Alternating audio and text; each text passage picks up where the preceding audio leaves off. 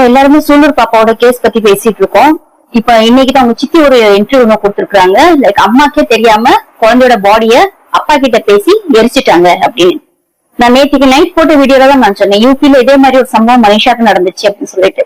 இப்ப என்ன பண்ணிட்டாங்க அப்படின்னா, இந்த குழந்தையோட அம்மாவை வந்து விக்டிம் ஷேமிங் பண்றது அந்த மாதிரி அவங்களுடைய பர்சனலை வச்சுட்டு இது பண்றாங்க. இப்ப இங்க குற்றவாளி யாருன்னு பாத்தீங்கன்னா, அந்த தருதுல கார்த்தி அவன் பேரு, அவனும் கூட சேர்ந்து பண்ணுவோம். இப்ப இங்க பிரச்சனை எப்படி கொண்டுட்டு வரப்படுது அப்படின்னா, அந்த குழந்தையோட அம்மா கேரக்டர் சரியில்லை, அந்த குழந்தையோட அம்மா குடிச்சிட்டு படுத்திருந்தாங்க, அந்த குழந்தைக்கு வீட்டுக்கு வந்துட்டு போவான் அப்படின்னு சொல்லிட்டு நெரேட்டிவ் ஒண்ணு செட் பண்றாங்க. மேபி இதுல பாதி உண்மை பாதி பொய்யா இருக்கலாம், இல்ல இந்த விஷயம் முழுசா உண்மையா கூட இருக்கலாம். நான் கேட்கிற கேள்வி, அந்த குழந்தையோட அம்மா கேரக்டர்லெஸ்ஸாவே இருந்தாலும் அந்த குழந்தைக்கு இவ்வளவு பெரிய பிரச்சனை நடந்திருக்கு அப்படின்னா, அந்த குற்றவாளிகளை நம்ம எப்படி, நான் அதுதான் சொல்ல, ஒவ்வொரு குற்றமும் நடக்கும்போது இந்த குற்றவாளிக்கு சாதகமான ஒரு விஷயத்த நீங்க தேடி கண்டுபிடிக்கிறீங்களா? ஒரு கட்சிக்கு சப்போர்ட் பண்றோனோ இல்ல ஒரு தனிநபருக்கு சப்போர்ட் பண்றோம்னு சொல்லிட்டு உங்களோட அறியாமையில கூட நீங்க அந்த மனிதனுக்கு ஒரு பாதுகாப்பு ஒரு அரண் வந்து நீங்க உருவாக்கி கொடுக்குறீங்கன்றது நீங்க எப்ப புரிஞ்சுக்குவீங்க? இப்ப நீங்க வந்து இன்னைக்கு நான் நேற்று போட்ட வீடியோஸ்ல கீழே வந்து அசிங்கமான கமெண்ட் பண்றீங்க. இதுக்கு முன்னாடி நீங்க எங்க பேசிட்டு இருந்தேன்னு. ஸ்ரீமதி பாப்பாவோட நியூஸ் வந்திருக்கும் போது 2022 ஜூலைல நடக்கும்போது அதுக்கு கடுமையா எதிர்ப்பு நான் தெரிவிச்சேன். அது ஏன்னா ஸ்கூல்ல ஒரு மேனேஜ்மெண்ட்ல குழந்தைய நம்பி அனுப்புறோம் படிக்கிறதுக்கு. அப்ப உங்களோட சவுக்கு சங்கர் என்ன பண்ணாரு தெரியுமா? அந்த குழந்தையோட கேரக்டர் அசாசினேட் பண்ணாரு. அவர் நடுநிலை பத்திரிகையாளர். அப்ப நாங்க சோசியல் மீடியா பிளாட்ஃபார்ம்ல அந்த குழந்தைக்காக நாங்க அவ்வளவு குரல் கொடுப்போம். அந்த ஸ்கூல் யாரோட ஸ்கூலு, இன்னாரோட ஸ்கூலு, திமுகவா, பிஜேபி, RSS, அதிமுகவா, அதெல்லாம் பாக்கல. அப்படிலாம் பார்த்தா மனுஷனே கிடையாது. 2 வயசு குழந்தை செத்து போச்சு, ஒரு திமுகவோட நிர்வாகி ஒருத்தன் பண்ணிருக்கான் அப்படின்னு சொல்லிட்டு. அப்பவும் நான் வந்து இந்த விஷயத்த நான் என்ன சொன்னேன், நான் வீடியோ இருக்கும், எடுத்து பாத்துக்கோங்க. இந்த மாதிரி நாய்கள் எல்லாம் அரசியல்ல இருந்தா எப்படி பாதுகாப்பு? நீங்க தானோட ஹெல்ப் பண்ணணும், உங்களை நம்பி தானே வர்றாங்க மக்கள்லாம். இப்படி கேவலமா இருந்தா எப்படி நாங்க நம்பி இது பண்றது? ஒரு கட்சி எப்படி நம்பி பண்றது? ஒரு கவுன்சிலர் கிட்ட எப்படி உதவிக்கு போறது அப்படின்னு நான் பதிவு போட்டிருந்தேன். கருணாநிதி எம்எல்ஏ, எக்ஸ் எம்எல்ஏ கருணாநிதியோட மருமக வந்து தன் வீட்டுல வேலை செய்யற ஒரு பெண்ணை, ஒரு தலித் பெண்ணை அவ்வளவு காயப்படுத்திருந்தாங்க, அடிச்சு காயப்படுத்திருந்தாங்க அப்படின்னாங்க. அதுக்கு கடுமையான விமர்சனங்களை நான் வச்சிருந்தேன். நான் இங்க ஒரு குழந்தை பாதிக்கப்படுது அப்படின்னா அது physical violence, domestic violence, rape, whatever it is, அதுங்களுக்கு நம்ம குரல் கொடுத்து ஆகணும் ஒரு மனிதனா. இதுல இங்க கட்சி எங்க கொண்டு வரீங்க? Okay fine, come to the point. இப்ப இன்னைக்கு புது தற்கொலைகள் என்ன சொல்றாங்க? ஒரு லேடியோட இது ஒண்ணு பார்த்தேன், பெட் நீங்க போட்டது சினிமா டைலாக் அடியது, சினிமா டைலாகா? 41 பேர் செத்து போகும்போது கூட எம்.கே. ஸ்டாலின் என்ன சொன்னாரு தெரியுமா? எந்த தலைவனும் யாரும் சாகிறது விரும்ப மாட்டாங்க, ஒருத்தர் மேல பழி சொல்ற மாதிரி எதுவும் தப்பா பேசாதீங்க. அன்னைக்கு உங்க தலைவர் என்ன சொன்னான் தெரியுமா? ஸ்டாலின் சார் நான் இங்கதான் இருப்பேன் சார். நான் அன்னைக்கு அவர் அப்படிதான் பேசினாரு. சோ அந்த வம்சாவளியில வந்த தற்கொலைகள்லாம் நீங்க இன்னைக்கு அதேதான் பேசிட்டு இருக்கீங்க. ஒரு திமுக காரன் செஞ்சுட்டு போனோம். எங்க விஜயோட படத்தை போட்டு விஜயோட இதுல அவனோட ஃபேன் இன்னொரு தற்கொலைன்னு வச்சுக்கோங்க, அவன் போட்டிருக்கான். குழந்தைக்கு ஆசைப்பட்டு அவ போய் கண்ணம் கொடுப்பு படுத்துச்சுன்னா அதுக்கு வந்து விஜயா பதில் சொல்லணும். இப்படியே அவன் போட்டிருக்காங்க கமெண்ட். 10 வயசு குழந்தைய இவ்வளவுதாங்க எங்களுக்கு மூளை. அப்ப இவங்களெல்லாம் நம்ம பேசாம என்ன பண்ண சொல்றீங்க? நான் நேற்றுதான் சொன்னேன், இந்த மாதிரி ஒரு குழந்தைய மனிஷாவோட பாடிய வந்து பேரண்ட்ஸ் வாங்க மாட்டேன், எங்களுக்கு நியாயம் கிடைக்கும்னு சொன்னோம்ல, அவங்களெல்லாம் வீட்டுக்குள்ள வச்சு பூட்டி அந்த பிள்ளையோட பாடியை வெளியே எரிச்சாங்க முழு பாதுகாப்போட. இன்னைக்கு இதேதான் நடந்திருக்கு இந்த குழந்தை விஷயத்திலயும். இங்க இவ்வளவு பெரிய ரேப் நடந்திருக்கு, அந்த குழந்தை அவ்வளவு சித்திரவதை பண்ணி கொண்டு இருக்காங்க. எப்படிங்க நீங்க பாடியை எரிப்பீங்க? நாளைக்கு ஒரு விட்னஸ்க்கு வேணும்னா என்ன பண்ணுவீங்க? என்ன பண்ணுவீங்க? அப்ப இதுல நாங்க காவல்துறை நாங்க கேள்வி கேட்க கூடாதா? காவல்துறை யாரோட கண்ட்ரோல்ல இருக்கு? ஆல்ரெடி சிஎம் தானே. முன்னாடி சிஎம் சார், சிஎம் அங்கிள்னு கத்தும் போது லா அண்ட் ஆர்டர் அவர் கையில தானே இருந்துச்சு. நாங்க அப்பமா ஓட்டு தானே கேள்வி கேட்டோம், எல்லாரும் கேள்வி கேட்டீங்களா? இங்க கேட்க கூடாதுன்னு யாராவது சொன்னோமா? பேசக்கூடாதுன்னு யாராவது சொன்னோமா? நாங்க டிஃபெண்ட் பண்ணோம், எங்களுக்கு புரிஞ்சதை நாங்க டிஃபெண்ட் பண்ணோம். நீங்க டிஃபெண்ட் பண்ணுங்க. இப்போ நீங்க அதே பிள்ளைக்கு திமுக மேல போட்டா எப்படிங்க நடக்கும்? எப்படி எனக்கு புரியல. இதுல திமுக அதிமுக எல்லாம் இல்லைங்க, தயவு செஞ்சு புரிஞ்சுக்கோங்க. இது வந்து ஒரு சம்பவம் நடந்திருக்கு, நடக்கவே கூடாத ஒரு சம்பவம். குழந்தை, அது 10 வயசு குழந்தை. அப்ப அந்த குழந்தைக்கு அப்படி ஒரு விஷயம் நடந்திருக்கு அப்படின்னா அதுக்கு ஒவ்வொரு சமுதாயத்துல இருக்கக்கூடிய ஒவ்வொரு தனிநபரும் தலை குனிய வேண்டிய விஷயம். அந்த பொறுக்கிய பெத்த அவங்க அப்பா அம்மால இருந்து, இந்த பொறுக்கி கூட பிறந்தவங்கள இருந்து, ஏன் உன்னோட கேரக்டர் தெரியாது, ஒருத்தர் கூட தெரியாது, பக்கத்து வீட்டுக்காரன் தெரியும். அப்ப இந்த மாதிரி மிருகங்கள் எல்லாம் வந்து சுத்த கொண்டா என்ன?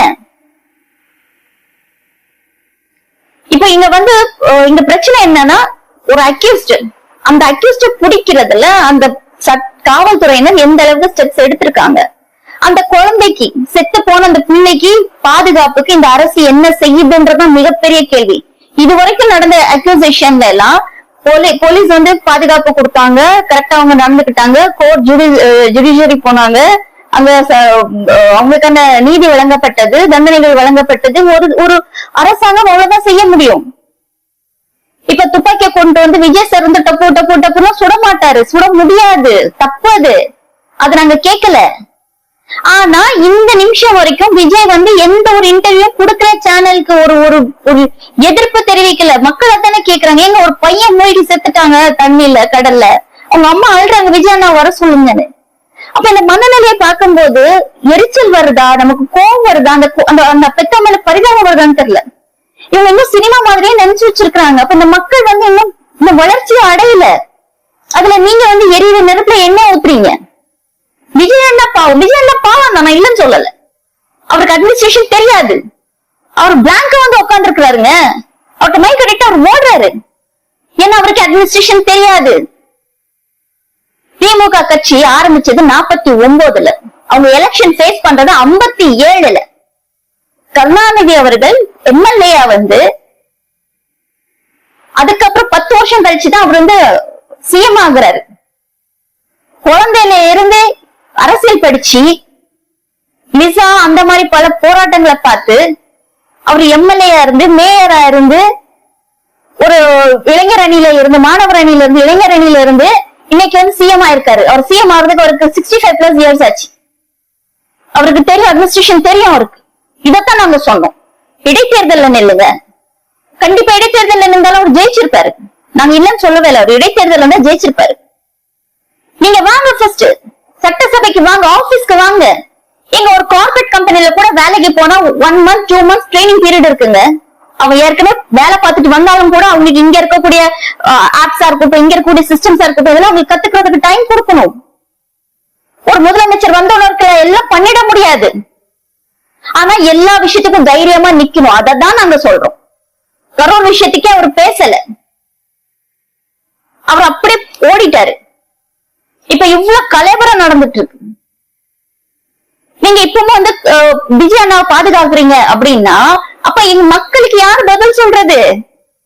எங்க முதலமைச்சருக்கு நீங்க உங்க ரசிகர்களா, நீங்க வந்து அவருடைய தொண்டர்களா, அவருடைய என்ன சொல்றது, அவருடைய ஃபாலோவர்ஸா, இல்ல அவருடைய பக்தர்களா நீங்க அவருக்கு வந்து முட்டை கொடுக்குறீங்க? ஓகே, நாங்களும் பொதுமக்கள் தான், எங்களுக்கு யார் பாதுகாப்பு கொடுக்கறது? எங்க குழந்தைங்களை பாதுகாப்புக்கு யார் பேசுறது? 13 வயசு பையன் அன்னைக்கு அடிச்சு பாட்டில வச்சு குத்தி கொலை பண்ணி பதிச்சிருக்கானுங்க. இதே கோயம்புத்தூர்ல 3 சம்பவம் கோயம்புத்தூர்ல நடந்தாச்சு. சொல்றாங்க 50 கொலைகள் நடந்திருக்கு, 20 ரேப் நடந்திருக்கு, குழந்தைங்க சம்பந்தப்பட்ட அவ்வளவு கேசஸ் நடந்திருக்கு. அப்ப சட்டத்தை எப்படி இவர் வந்து காப்பாத்த போறாரு? அததான் எங்களோட கேள்வி. இங்க நீங்க அரசியல கொண்டுட்டு வராதீங்க. விஜய சொல்றோம்னா அங்க விஜய சொல்லல, சிஎம் கிட்ட கேக்குறோம்.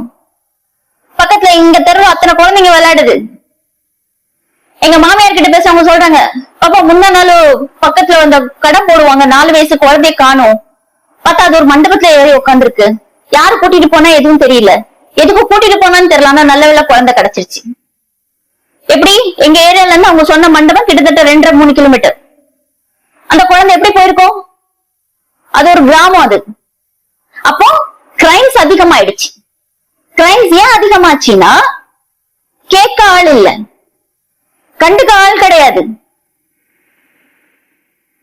கிரிமினலுக்கு தெரியுங்க, சும்மா உங்க வீட்டுல இருந்து திருடுவானா ஒருத்தன், இந்த வீட்டுல ஆள் இல்ல, லைட் எரியல, 4 நாள் தொடர்ந்து லைட் எரியல, அப்ப ஆள் இல்ல, சரி போவோம் போட்டோ உடப்பன்னு நினைப்பான். திருடனோட சைக்காலஜி அப்படிதாங்க இருக்கும். அப்ப நீங்க பாதுகாப்பா இருக்கீங்க, எங்களுக்கு எல்லா விதமான ப்ரொடெக்ஷன்ஸ் எங்களுக்கு கிடைக்குது அப்படின்னு சொன்னா, அந்த அரசாங்கமும், நான் சொல்றது மறுபடியும் சொல்ற போலீஸ் டிபார்ட்மெண்ட்டும், நீதிபதிகளும், லா அண்ட் ஆர்டர், கோர்ட்டு, இதெல்லாம் இருக்குன்ற தைரியம் தான். இங்க யோகியம் எவனும் கிடையாது. இங்க எவ்வளவு யோக்கியம் கிடையாது.